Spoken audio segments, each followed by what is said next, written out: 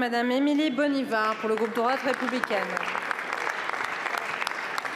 Monsieur le Premier ministre, il n'y a pas de grand pays, de grande économie, de grand progrès sans stabilité politique. Le général de Gaulle l'a bien compris, lui qui, après les affres de l'instabilité dans lesquelles la 4e République a plongé notre pays, a décidé de l'en sortir en supprimant l'élection des députés à la proportionnelle. Qu'attendent les Français de nous aujourd'hui? Qu'on règle leurs problèmes. Pouvoir d'achat, valorisation du travail, sécurité, santé, immigration. Et vous, vous proposez quoi? Une loi pour rétablir la proportionnelle. On n'a pas le même sens des priorités. Non, Monsieur le Premier ministre, je n'entends pas nos concitoyens sur le terrain réclamer à corps et à cri le retour de la proportionnelle. En revanche, je les entends bien dire leur colère face au spectacle qui se joue à l'Assemblée.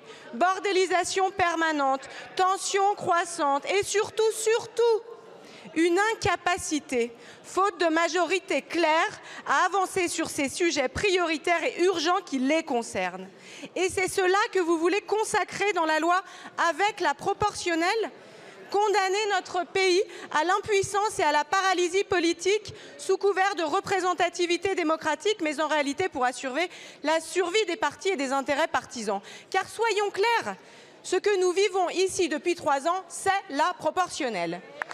Par ailleurs, en quoi les députés qui ne seront pas élus sur leur nom, mais choisis par leur parti, qui n'auront aucun ancrage territorial, qui n'auront aucun compte à rendre à leurs concitoyens, sera-t-il plus démocratique? Une chose est sûre, ils répondront bien plus prioritairement à l'intérêt de leur parti qu'à ceux de nos concitoyens. La droite républicaine, autour de Laurent Wauquiez, s'opposera fermement à cette réforme. Cette impasse institutionnelle nourrit déjà le désarroi de nos concitoyens qui attendent autre chose de nous. Nous voterons contre l'impuissance politique, nous voterons contre la déresponsabilisation des députés à l'égard des ex-électeurs. Nous ne voterons pas la condamnation de la 5e République. La parole est à Monsieur